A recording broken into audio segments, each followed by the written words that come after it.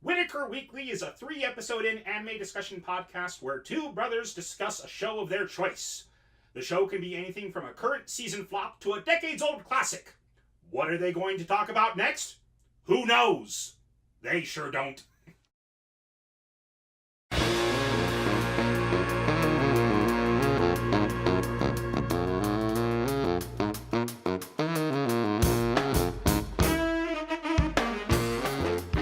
I'm Andrew. I'm Lee. And this is Whittaker Weekly. Let's get right to it. All right, a little bit of news this week. Konosuba's tabletop RPG was announced for Japan. Tabletop RPG. Now I know about their I want to say it was a mobile MMO. Not MMO. Mobile, they have a couple. I think they have a PS3 game, a couple of PS4 games. All of them Japan only. Mm-hmm. I think we might be getting one. I don't know if there's a mobile, but I'm pretty sure they've had a couple of crossovers with other big mobile games. Mm-hmm. But yeah, this is a Konosuba tabletop RPG. Okay.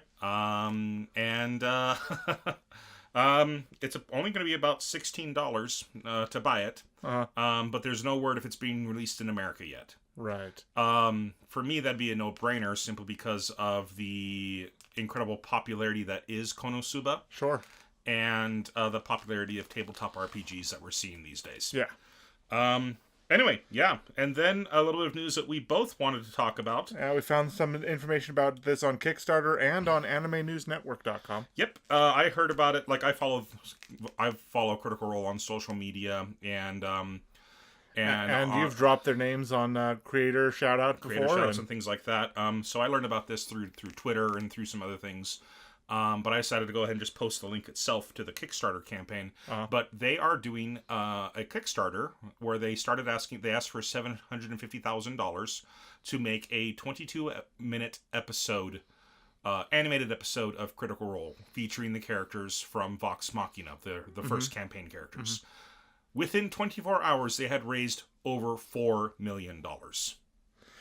What I heard is that they're currently, as the time of recording, they're around $5.6 million. Is that right? Yes, let me go ahead and I've got it right here, actually. Okay. They are at $5.642 million. Make that 6.44. Yeah, $5.644 million. Okay. So now I understand, according to this article from Anime News Network, that one of their stretch goals was if they reached 5 million, they'd do a whole season. Well, what they're going to be doing is I don't know if they've changed what the original show is going to be, but it was going to be a 22-minute episode of just an adventure that happened before the campaign actually started. Uh-huh. But then as money, like, they kept bringing in more and more money, they decided to go ahead and add more stretch goals. And, like, they have, with the original 22 minutes of animation, they now also have three more stretch goals that they've shattered, where they're going to be making, so it should be 4 22-minute episodes right now. And now at the 5.75 million, if they break that, which is the next goal, and they're very close to breaking it, they're going to be starting, 2 44-minute episode, 2 44-minute animated episodes of a different arc. And it's the Briarwood arc, which is a very, very important arc in the overall development of the characters and in Critical Role. And I'm very, very excited to see that happen. Okay. It's a 45-day Kickstarter that they decided to go for. They have 43 days left. I wonder if they're going to make... I wonder if they're going to break their final... I wonder if they're going to break their final stretch goals. They don't even have the dollar amount listed for the last two. No, they don't. So, anyway, yeah. But that's probably a good thing, though. But, I was just getting into some other things that, the feature creep for certain campaigns or certain game development that is crowdfunded just becomes this total mess because, they get more and more money. They think that more and more money is going to keep coming in, and they don't budget and they don't plan correctly. And and sometimes it's a problem because it's a miscommunication, and funds get wasted during the creation process. And actually, when we get to creator shout out, we'll cover some of how I know all that. But no, it's really exciting to see Critical Role, raise so much money so quickly. Yeah. But anyway, at least we'll know that the voice acting is going to be top notch. Yeah. I just kind of hope. One of the great things about Critical Role is seeing the characters bounce off of each other. The actors just bounce off each other. So I would like them to give themselves the freedom to, instead of just having one person per booth. Oh, they should do the Japanese style. Well, it's not just the Japanese style. Other shows do this as well. Sure. Futurama did it because the actors just have so much more fun bouncing off of each other. Yes. Batman the Animated Series did it as well. They did. But all the voice actors together in the same room and doing kind of what Konosuba did, where they're just improvising. They improvise things, and that just gets into the show. That's fantastic. So they'll still have the script that they need to follow. Two other instances where I know that happened was John Cleese and Julie Andrews playing Fiona's parents in the Shrek movies. Got to record together, so they riffed off of each other a little bit. And then, the most the best one I could think of is when Kenneth Branagh and Kevin Kline did Road to El Dorado in the same room. Like, I fought your sister. That's a compliment. You fight like my sister. I fought your sister. That's a compliment. There's actually video of them doing that, and they have these paper swords going back and forth as they're saying these things to each other. It's like a fencing match between the two of them. It's pretty awesome. Anyways, let's go to the next bit of news. Yes.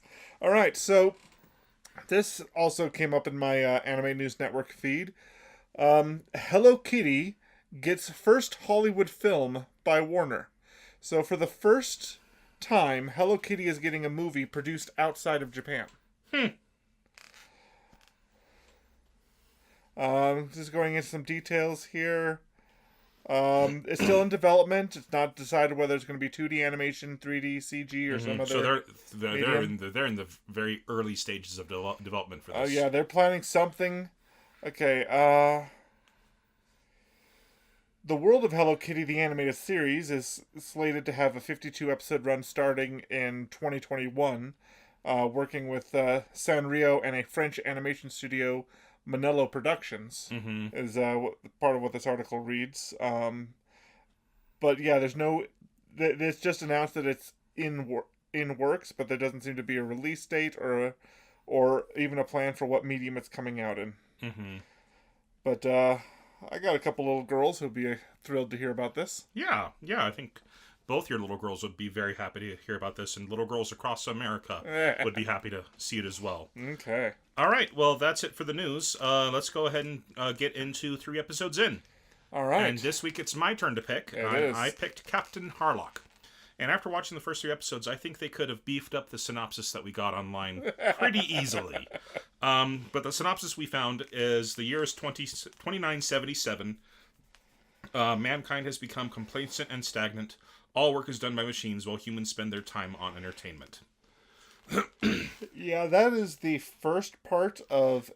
That is 2 sentences out of a 7-sentence minimum description. Yeah, I mean, like... Written. They don't bother to mention that there is an alien race that's on its way to pretty much destroy Earth and take it for themselves. Or that our title character is wanted as a fugitive from the entire Earth government. He's wanted because in order for the government to stay in power, they have subliminal messages, and this happens all with like the first 5 minutes of the first episode. Yep. They put subliminal messages out there in their forms of entertainment to keep people thinking everything's okay. Yep.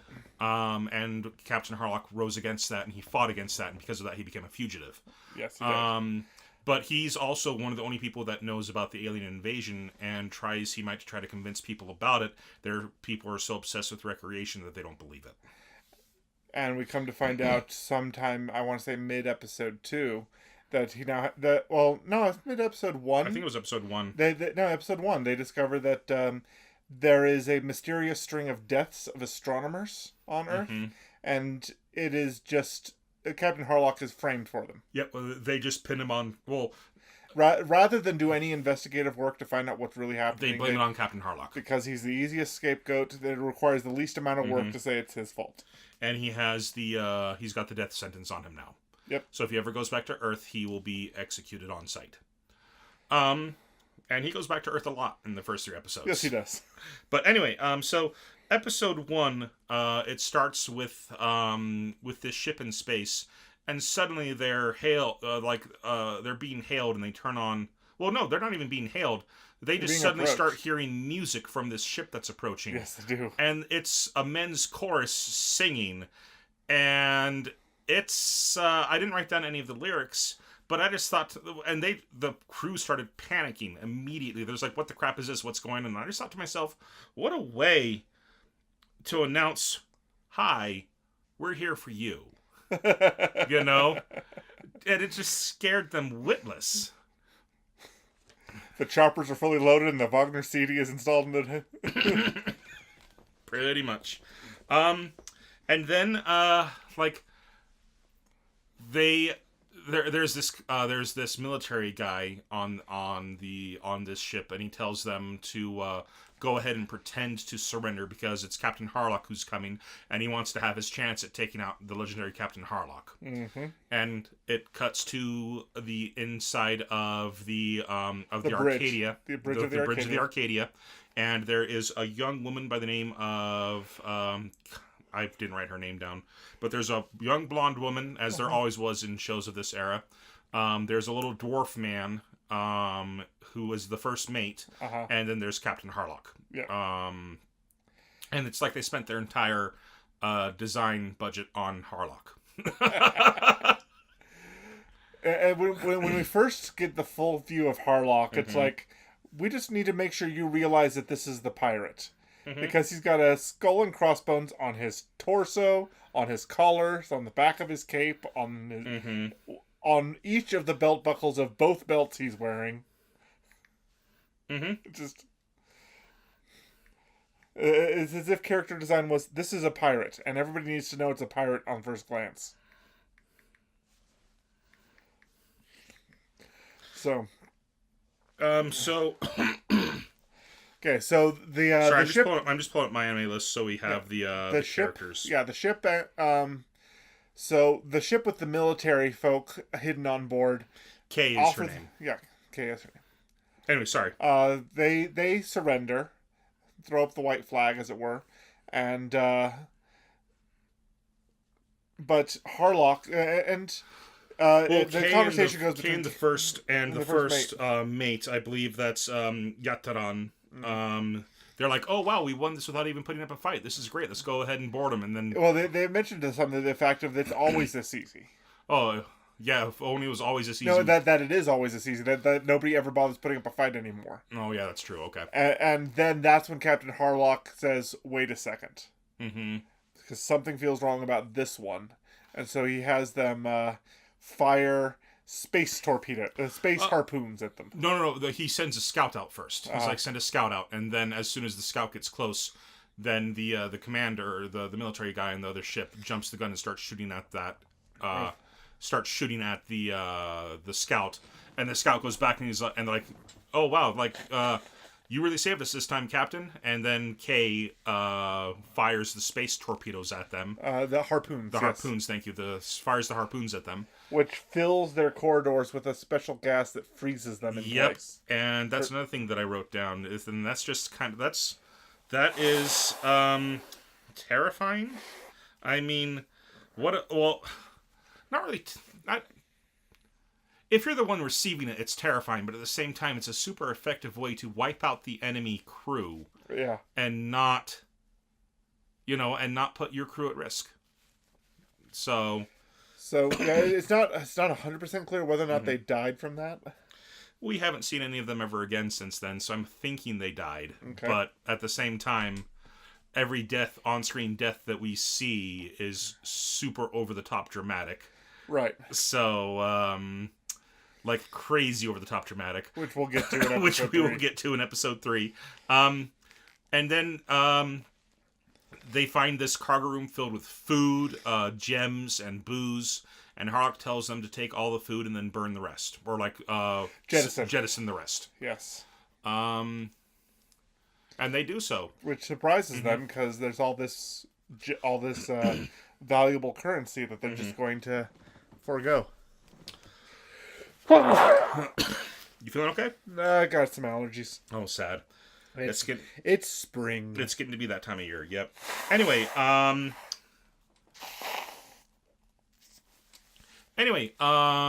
we learn that we then go to we get the opening credits then, and we get the kind of the dialogue of the time period and what's happening. Yep. The year 2977, how humanity just is free to do nothing but leisure because humanity is free to do just to be leisurely all day long because machines do all the work for them. Yeah, apparently they have 10 whole planets dedicated to farming. They literally call them planets 1 through 10. Yep. And yeah, they're entirely populated by robots.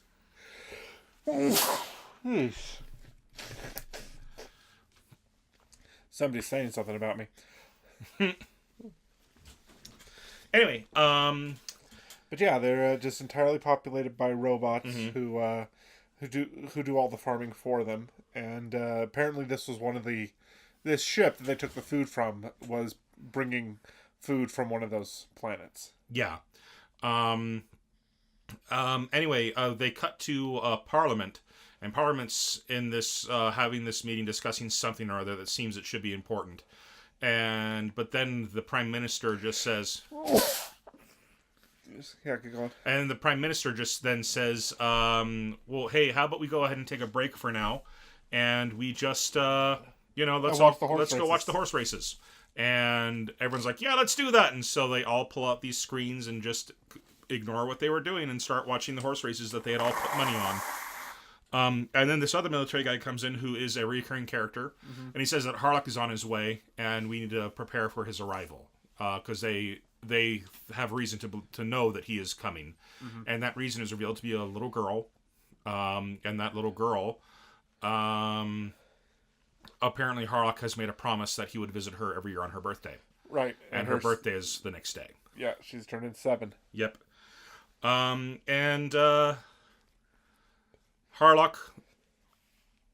Now, at this point, we're introduced to some more and more characters, and we're introduced to this alien woman who seems to enjoy her drink, who plays a harp. And she's playing a harp while Harlock is fine-tuning and hand carving an ocarina. And her name is Mime or something like that. Yeah, her name was Mime, and so and then they play this duet between the ocarina and the harp, which is the same theme song that the men's chorus. It's the theme song of the show. It is. Yeah, but it's still really, really nice to hear. But they anyway, kind of cut a long story short. The little girl doesn't want him to show up. She's actually praying for her birthday to be pushed off by several years, which obviously isn't going to happen. But then the headmistress of the school comes in and says, I'm here to take you to see Harlock. And the little girl's like, no, I don't want to, because they're gonna try to kill him. And the headmistress is just like, well, you're not going to break your promise to him, are you? Obviously manipulating her, because we saw a scene with her talking to the military guys earlier. Yep. And the little girl finally concedes, and she goes and she gets dropped off in rather stormy weather on a bridge or like a dam or something. It looks to be like a dam. And then Harlock shows up and takes her to go see a grave. Yep. And he's saying, yeah, you're... he gifts her the ocarina. Yeah, he gives her the ocarina. As her birthday present. Then they go down from what appears... So they start at the top of the dam, and somehow they get to the base of it, where she starts picking flowers. And then she drops off the flowers to a grave that, if you're paying attention... The headstone says the person died in 2970, and the current year is 2977, and she's turning 7 right now. Yeah, which makes me believe that it's her mother, or something along those lines. Or both her parents, perhaps. because she's been left in Harlock's care. She has been left in Harlock's care. We don't know what happened to her mother.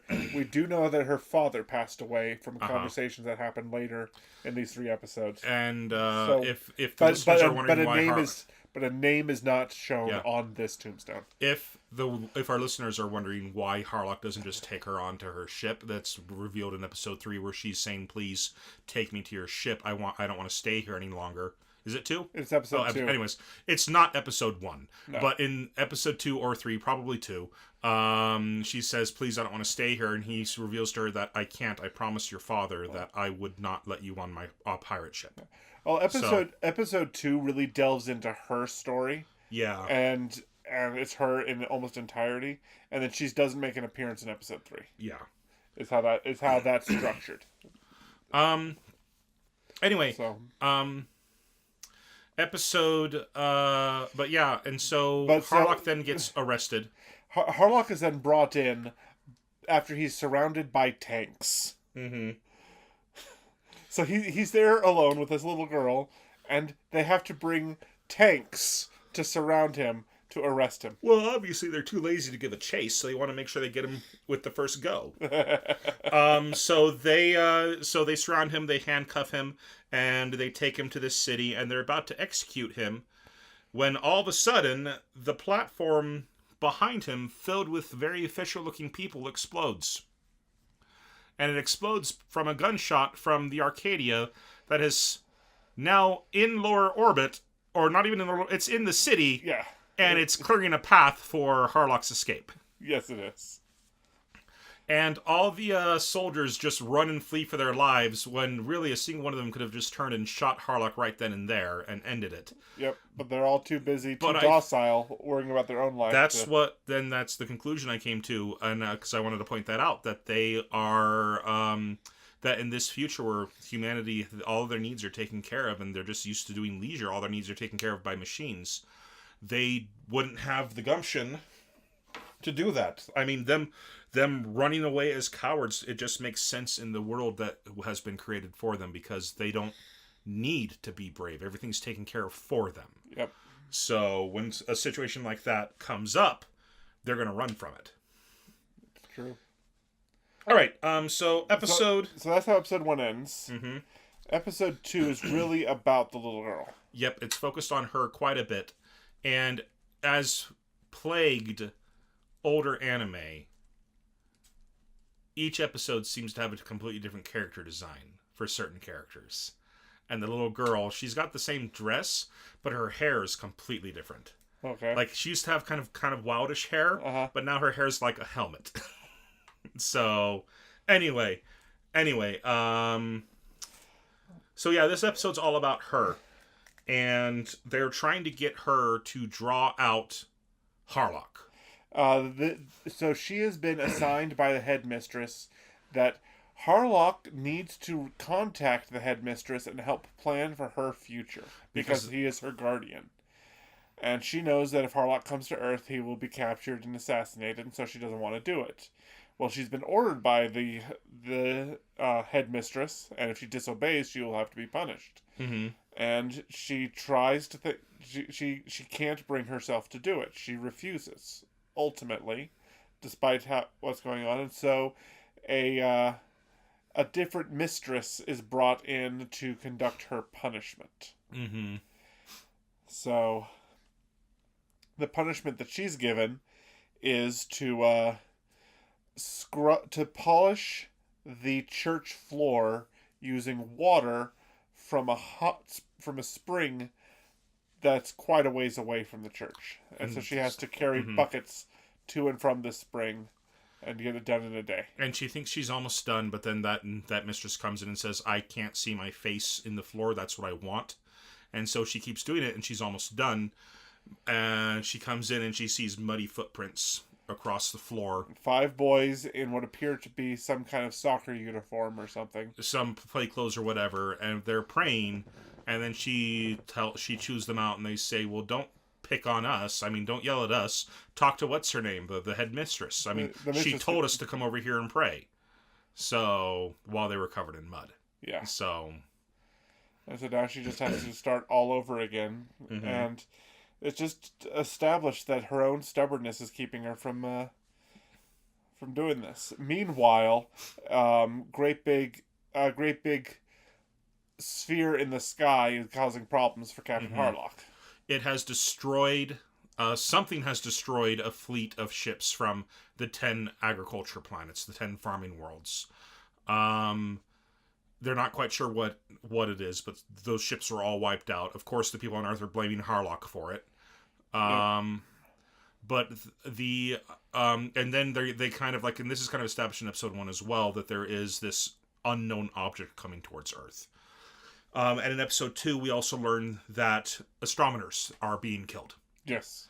And that's, well, I guess they talked about that in episode 1. They talked about it in episode 1, and I was kind of confused at first because they show a shadowy figure of feminine body type with glowing yellow eyes. Uh-huh.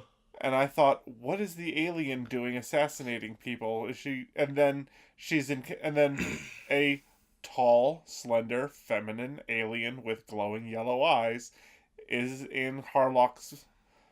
Mime is in Harlock's ship. Yeah. And so, because the character design matched so much, I was wondering, why is Mime out assassinating people? Is this part of her character story? And then suddenly Mime's on the ship and doing nothing out of the ordinary for her. It's not the same character. Yep. But the character design is so similar. Mm-hmm. But anyway, they finally get a good visual on it, and it's this massive black orb. Yeah. The girl continues to clean, and she finally finishes cleaning before the end of the day. And that's when we have the leader of the military come up and decided their punishment wasn't too harsh. Well, it wasn't harsh enough, and so he takes her birthday present and flings it onto the roof of the church that she was cleaning. Yeah, it lands on the crucifix atop the church. And he's like, now go ahead and call Harlock and have him come get it for you. Well, they didn't realize that she was stubborn enough to climb the church herself and get it. And it's a pretty steep steeple that the cross is on top of.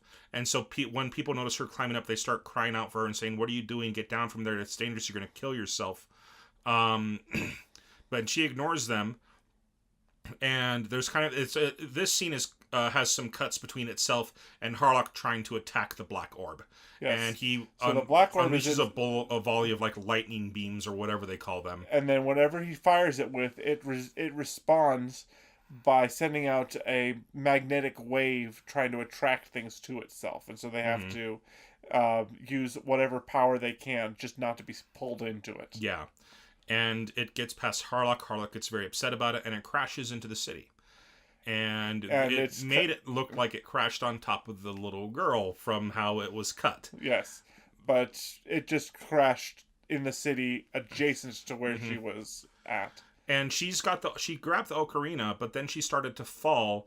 And wonder of wonder, miracle of miracles, she survives the fall because this black object, when it hit the earth, created massive amounts of wind from the shock waves, and one of those gusts of wind caught her and helped her land safely on the ground.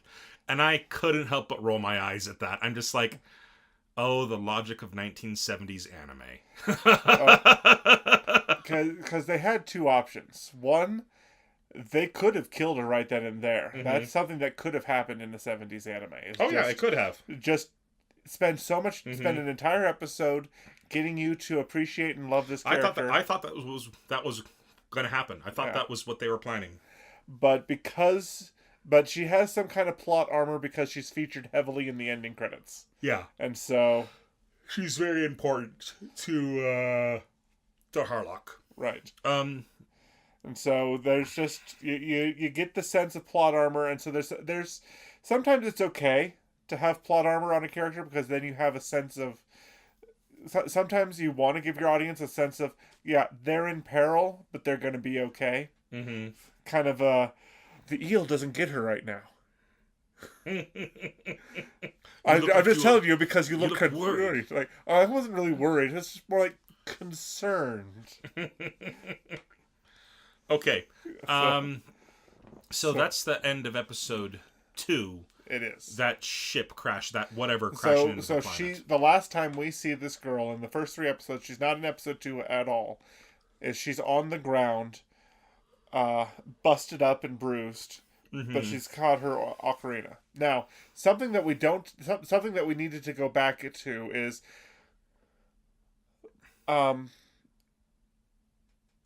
after the boys muddied up the floor and she had to keep cleaning, she was cleaning deep into the night.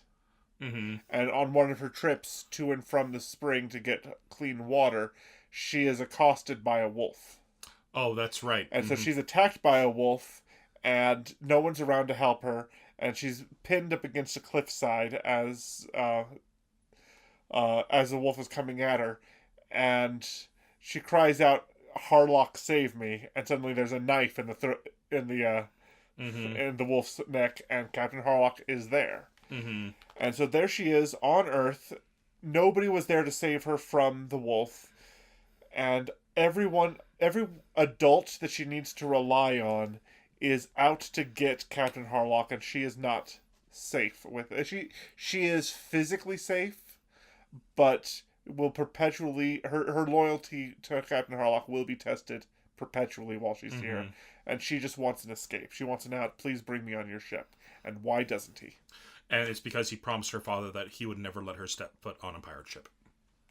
So we find out that it's possible that the grave was for the father, maybe for more than one person, but possibly her father, because her father was somebody who traveled with Captain Harlock before he became a pirate. Mm-hmm. And so... Okay, so next up, we've got the episode, and the episode introduces the Daiba family. Right. And we have got Dr. Daiba and his son. Now, we've seen them a little bit in clips as they're kind of introducing, like, in the first episode, as they're talking about different people, different astrologers, approaching Earth, and the different astrologers dying mysteriously, being assassinated. And then we see that figure, the shadowy figure, looming around their observatory. Huh. So we've seen them a bit, and we've seen the young man. What's his name? The son. The last name is Daiba, but let me check what the first name is. Come on. Oh, this is the movie. Let me go ahead and pull up the actual anime. Right. So we've seen the movie. Mm-hmm. And I was actually curious to see, I tried looking up to see if there were any who was a parallel character and whatnot.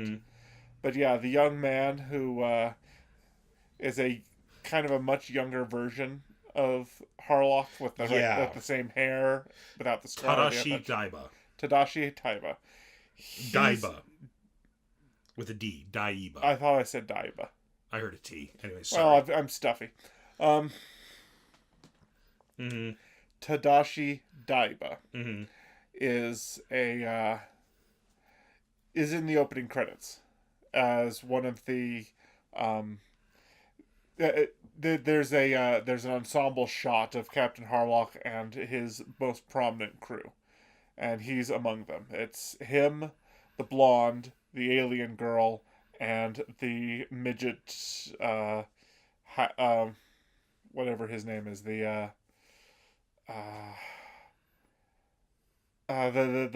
first mate. The first mate. Who we don't even know it. Okay, what they did with the first mate in the movie was pretty darn good. But because what they did in the CG movie was that they took all of these anime styles and then found the halfway point between the anime style and what they would be caricaturizing if they were a real person. Look at that. She has the head of an adult on the body of a child. Yes, she does. Mayu. Mayu, that's the little girl's name.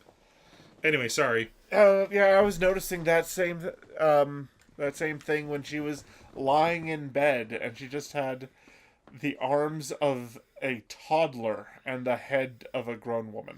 Yeah. Anyway, Which is just how Japanese 6-year-olds are. Something that I was completely unaware of. He's full of garbage, our dear listeners. Something I just really noticed that I think is kind of fascinating. Galaxy Express 999 set in the same universe as Captain Harlock. Interesting. Yeah, like we know it was the same character design. Obviously. But like, if I click on, it's the same guy who made him. So, but if I click on Mime's, we see here her animography, other shows she's been in. Galaxy Express 999 is one of them. I don't know if that's just some kind of a fun thing, but like, I'll look into that more later. But let's go ahead and stay focused on the show. Something that she does is she drinks a specifically strong bottle of alcohol. And then she starts glowing yellow. And when we did Galaxy Express 999, there was a character made of glass who could glow yellow, who ended up shattering in that episode. I don't think it's the same character, but it gave me flashbacks. It made me I can see that. I could see that. Moment. Apparently her species they take booze as their food. Yeah. So alcohol is just their main staple. Alcohol's their main staple. Anyway. So we're in the middle of episode 3, and there is a huge problem between the government and the only two people who have a brain in their skull are astronomer family. So the giant sphere has crashed into the planet and destroyed a major portion of the city, and the fires are still raging, and the government hasn't called the fire department yet because it's tea hour. And it's against the law to send anybody to work during tea time. You can't send anybody to work during tea time. It's just not, you don't do that. So you just let the city burn for another hour, and then we'll send people. Yep. Ridiculous. That is the government they're dealing with right now. And we've met time and time again. We've met the prime minister, who takes his schedule very seriously. He needs to get to bed early and get plenty of sleep so he can get up at 5 a.m. to go golfing. And he deals with the most important matters tomorrow night. When he'll make time for it. He's so accustomed, acclimatized to non-serious work schedule that he has no idea how to deal with a crisis, and can't and won't. Yeah. So, but anyway, they so the Daibas they discover something. They're not quite sure what it is, but they record it to a data disk, and they're going to take it to someplace to get some clarification on what it is. And the dad goes on ahead, and that's when the dad gets killed. The dad gets assassinated by this person who's in a dark cloak. And you can see that it's the face of a woman this time around. And this is what we were talking about earlier about the overly dramatic deaths. Because he gets shot. Only in anime. And he just starts flying through the air. And listeners, go and watch this episode. Go and watch episode 3. Words can't describe just the level of detail that they put into this death scene. Especially since this was the 70s and it was all hand-drawn. It was amazing what they've done with this thing. I have never... Only in anime can they get away with this, but I've never seen somebody take, I want to say, 2.5 solid minutes dying from a gunshot wound in midair. It felt longer. But he was just flying backwards, and then they changed the camera angle, and then they changed the camera angle again, and all while he's still going, Aah! And then they did 4 split screens, but it was all one screen and all hand animated, and it's beautiful and ridiculous at the same time. It's beautiful, it's ridiculous, and like those 4 ones are like just slightly different angles of the exact same fall, and finally, right before he hits the ground, he spins around and lands face down. Yeah, so he bounces or something. He hits the ground on his back and then bounces face down. And during that entire time, so this is another thing that only seems to happen in anime. He's shot through the chest with a blaster bolt. It goes Why? straight through him. It goes straight through him. Why is his cloak disintegrating from the fringes? From the outside. It only happens in anime where this sort of thing happens. my mind read it as that the force was so strong from getting shot that his clothing started ripping. But anyways, one thing that stuck out in my mind is how we see the body now, and anime doesn't usually shy away from this, but where's the bullet hole? Or where's the hole in him? Yeah. Because it goes clean through him. It does. It's pretty it starts off like it should be graphic. Yeah. But Tadashi then comes in, sees his father dead on the ground. He starts wailing and, weeping, wailing, gnashing of teeth. And then from behind him, a pair of hands grips his neck. Yep. And I just thought to myself, you have a gun. We know you have a gun. Was it a one-shot thing? Why didn't you just shoot him? It might have been a one-shot thing, especially if she's the assassin of the caliber which she is. That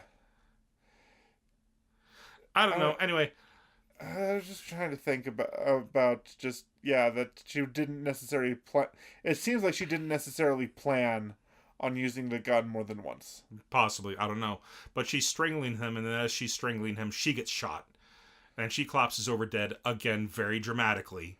And then we find out the title. The title of the episode is "The Woman Who Burns Like Paper," and that expression keeps being used over and over again through this episode. And this is that woman. And it turns out that it's Harlock who shot her. And when she hits the ground, she just starts burning. She ignites in this blue flame that engulfs her entire body.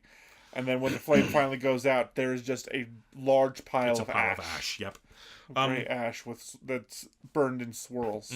And the boy was wondering who he is because the viewer knows that it's Captain Harlock. And even though we see him completely in shadows, they decided to make his Jolly Roger, his skull and crossbones. Apparently, even when he's silhouetted, the skull and crossbones is clear. You see the skull and crossbones, and he tells the boy that if he wants answers, take that data discs and put it in the computer ahead of you, so you can see what's going on. And the boy starts freaking out, and he's like, "But my father's dead." And Harlock then just says, "If you're a man, you'll make time to grieve later. Do what needs to be done now. You'll do what needs to be done now before you need to grieve." And so he goes and he grabs the disc and he puts it in, and we see what used to be a star system, apparently. Yeah. Where it's now just a massive black cloud. And Harlock says that I forget the name of the enemy race, of the alien race. Yeah, I think it's like a Maloney. Huh? I think it was like a Maloney. Malone. Malone. That doesn't sit. We can look it up, but while you're looking it up, I'll go ahead and just say this alien race turned this entire solar system into this black dust, and they then sent one of their ships here to do the same to Earth. And he said, if you want to do anything about it, meet me here at these coordinates at this time. And then he goes off. And then the next bit, the boy goes and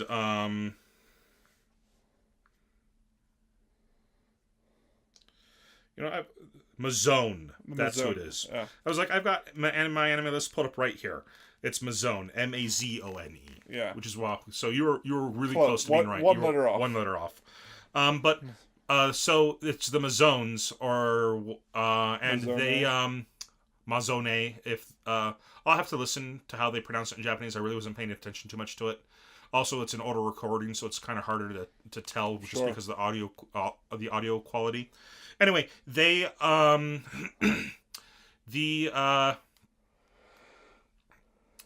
so the boy Tadashi, he goes to the coordinates and he finds the Arcadia, and he's instantly brought in by Kay and this robot. First time we've ever seen this robot, and she goes in and she brings him onto the ship, and this is something that I kind of wish that I had in real life. They did this in episode 1, but I didn't make a note of it until episode 3, when they showed it again. But she just kind of stands there, and this arrow appears under her feet and carries her. Yes. And I'm just like, I want one of those. That would just be so cool. But she's going through the ship, and she's introducing them to the crew members and the first mate. And the first mate is this little doofus who loves making plastic models. And unless it's a very serious situation, you can always find him working on a plastic model or something like that. Yes. And then they go past, like, the chef and the cook. The cook and the doctor are arguing and threatening to kill each other. Because what happens is, Harlock, in episode 2, they introduce Harlock's bird, which is this hideous-looking vulture Thing with a single line drawn for the neck. That caws in the sound of an alarm. Mm-hmm. And so its voice is the alarm sound on the ship, apparently. And so it's flying away with a fish in its mouth, and this cat is running away with a fish in its mouth. Both of them seem to have stolen from the chef, who's running after them with knives. And the cat is the property of the doctor, and so and she's not threatening the bird. She's only threatening the cat. She knows better than to threaten Captain Harlock's bird. Than to threaten Captain Harlock's bird.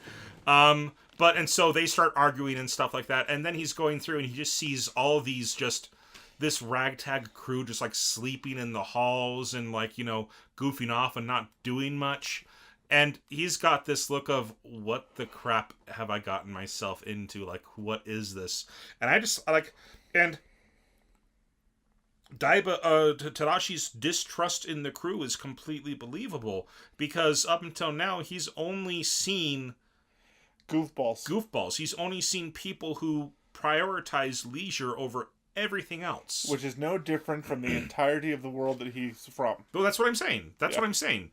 That he's only seen that in his life up until now. When the alarm goes off, though, and he sees them leap into action, that's what the big difference is. As opposed to, say, oh, it's tea time. We can't send people to work during tea time. It's illegal.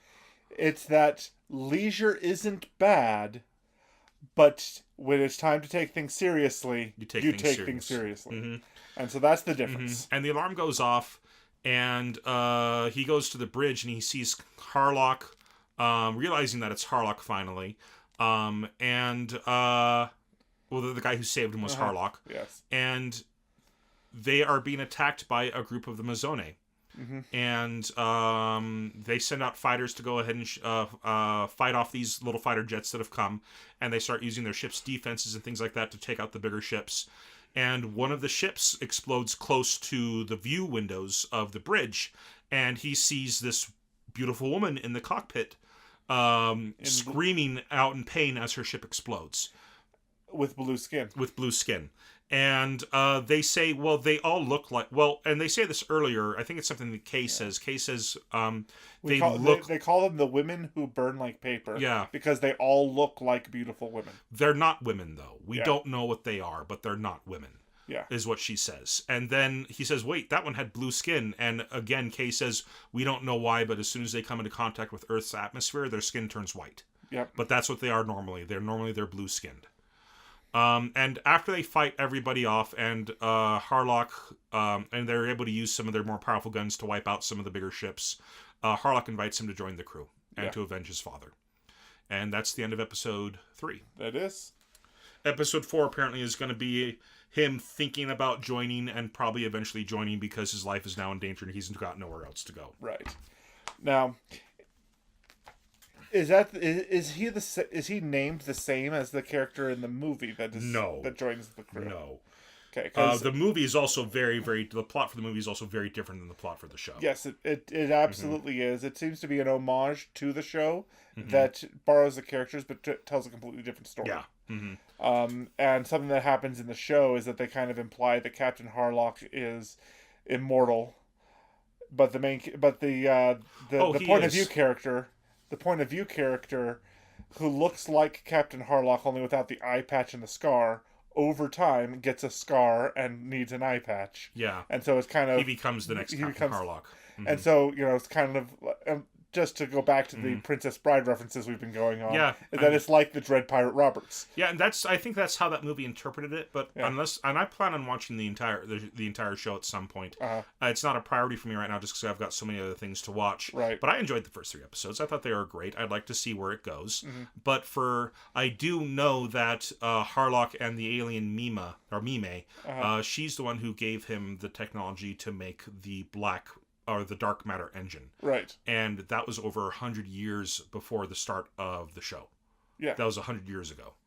So either they were already including faster than light time differences, time dilations, or he's immortal because of the powers of the ship, or just a very extended long life. Yeah, or an extended long life.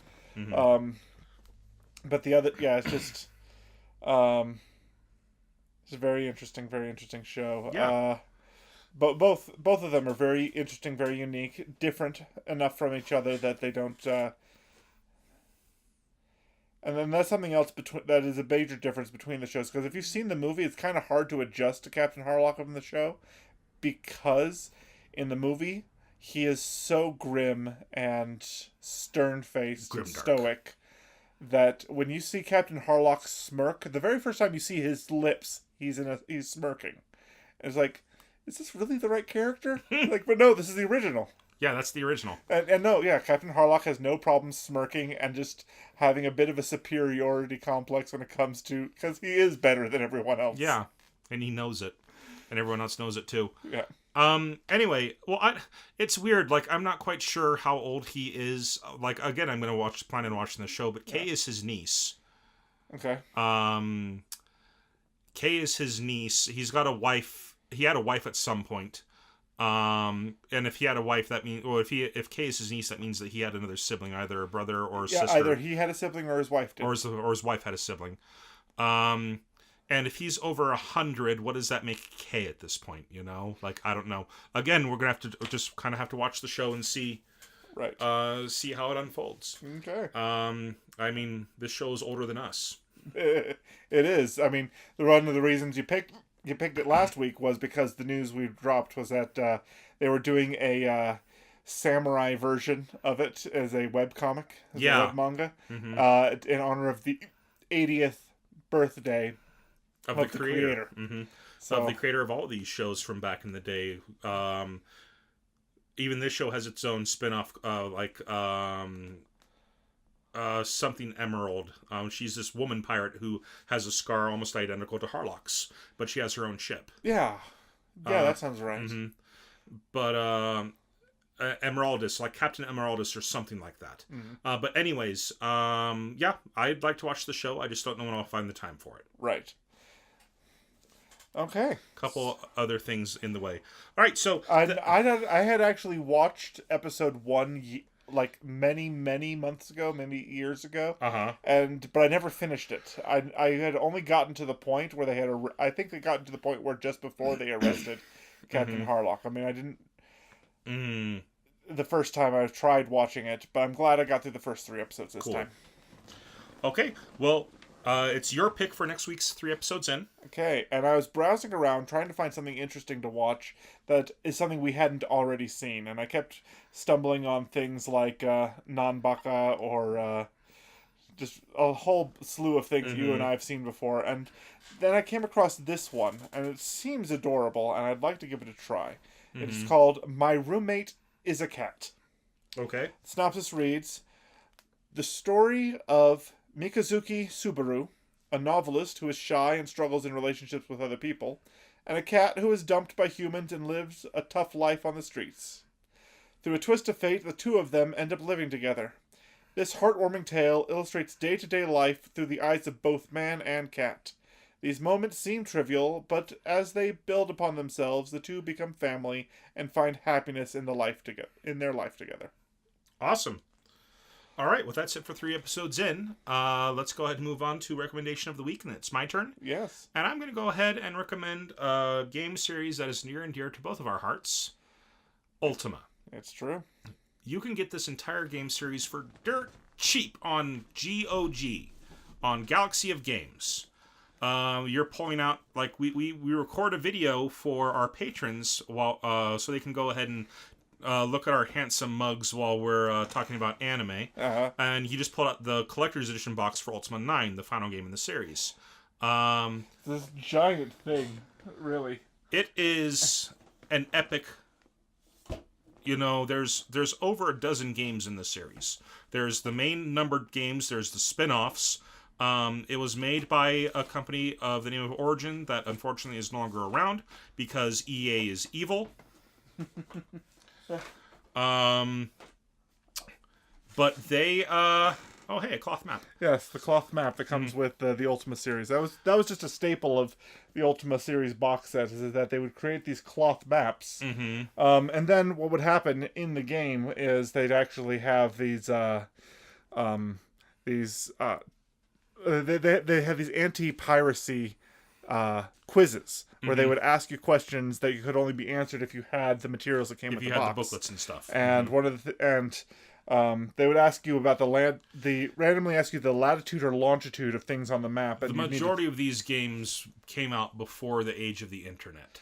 And so when that stuff was widely available on like GameFAQ.com and whatnot. Yep.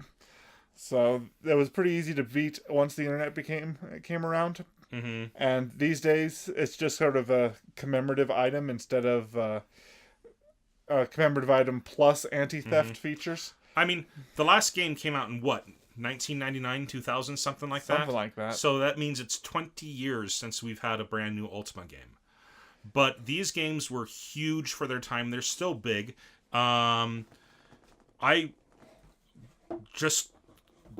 If you're a fan of older games and you've got a computer that can, you know, if you have a potato that you use for a computer, you can play the Ultima games. You can get them for cheap. And I still remember the first time I robbed the Mint in Ultima 7 The Black Gate. It was awesome because you can do things like that in that game. It's a completely open sandbox game. It's true. And we were very young when we first started playing it. We didn't fully grasp the way that the storytelling worked, but yeah. We had a ton of fun just goofing off in those games. It's so true. Okay, so yeah, that's my recommendation for this week. Now let's go ahead and go to our creator shout-out. Okay, so the creator that I'm going to give a shout-out to goes by the name of Frederick Knudsen, and he has a series on YouTube called Down the Rabbit Hole. And he does these in-depth reviews on content that he's found. One of which that I've listened to was about Star Citizen, about the video game Star Citizen, and how the one of the producers and co-creators of Wing Commander had launched a Kickstarter for this, and just the depth of the problems that came throughout production. He started over-promising and under-delivering. They wanted to have a game that was both PvP first-person shooter, but could also go into being dogfight space combat. Okay. And you could go back and forth, and had seamless transitions from landing a ship to launching it up and going out of world and into space. I remember this, yeah. And then other games, tried to beat them to the punch, like No Man's Sky and things of that nature. No Man's Sky wasn't really trying to deliver on that same stuff. No, but anyway. But what happened was the Kickstarter for Star Citizen started before No Man's Sky. Yeah. And No Man's Sky released before. Did Star Citizen ever even come out? Star Citizen has come out in various iterations, according to this video that I watched. And that apparently they really shaped up their production close to the end of whenever this video actually came out, that they were really shaping up and actually meeting deadlines and producing what they were going for. One of the problems was that they spent millions of dollars of their Kickstarter funding on the first-person shooter aspect, but had a miscommunicated scope and scale with with the third party developer they had worked with, and so they had to scrap the whole thing because it was built in the wrong engine, and it was built in the wrong scale. That so it didn't reminds go me back and forth. of And the so fiasco with the bosses in Deus Ex. We'll talk about that in a little bit. But okay, but yeah, he did that. But no, I've been watching a lot of Down the Rabbit Hole. One episode that was really fascinating was, I didn't know about this. It was the NIM rat utopia study. okay, Basically, the novel for The Secret of NIM was based on an actual study that figured out that this guy says what would happen to rats if they were in an environment that was A, completely enclosed, safe from predators, B, they had enough room for 5,000 rats, or 5,000, yeah, I think it was rats, and C, an unlimited supply of food. What would happen to them? mm-hmm. And then, so he conducted the study, and according to the results, the rat population basically suicided after so many generations because they were in such a tight, enclosed space that, and all of their needs were provided for. Mothers were abandoning their offspring as soon as they were weaned, and so mice were being born who only knew to abandon their young when they were weaned. Mm-hmm. And so there was a sudden decline in population until there was none left. Because rat instincts, survival instincts in the wild, require them to behave in a certain way that propagates the species, that in a utopian society, it creates a behavior sink. Mm-hmm. So they start behaving in ways that are not actually beneficial to themselves. Yeah. And one of these studies, so he started doing these studies, this scientist, and one of the studies near the end of it was a 2.5-year long study that was financed by the National Institute of Mental Health, NIM. And so The Secret of NIM was a novel based on that study. Okay. And so just the pop culture relevance of this study. I mean, Philip K. Dick references this study in some of his works. Mm-hmm. And so a lot of so this study came out in the, I want to say early 60s or something, but a lot of sci-fi dystopias reference it as, people trying to make a utopia and something's wrong, and so it's a dystopia. Yeah. Okay, so before we wrap up, there's a thing that I brought up with Deus Ex. So Deus Ex Human Revolution was the reboot of the Deus Ex series back in, I want to say, 2012, something like that. I don't exactly remember the year that it first came out. Okay. Lots of fun, great game. Except for the boss fights. The great thing about Deus Ex, when the first Deus Ex hit in like mid-90s, early 2000s, whenever it came out, you could build your character any way you wanted, and there were multiple paths through these first-person levels. There was nothing had ever really existed like that before. If you wanted to be a hacker, there were multiple ways for you to hack your way through the level without anybody ever actually seeing you. Mm-hmm. If you wanted to be a tough run-and-gunner guy, you would just increase your character's body armor to where, you'd be able to absorb more damage and be more accurate with your guns. So there's multiple ways to play the game. That's what they did with Deus Ex Human Revolution. Well, the third party that they hired to make the boss fights did not know what game they were working on. They thought it was just a standard first-person shooter. So every single boss fight in Deus Ex Human Revolution was a run-and-gun boss fight. So you had to pick a path to beat the bosses. Yeah. And it wasn't an option. There weren't other options around. There were not other options around them. That's the problem. They fixed it in the director's cut.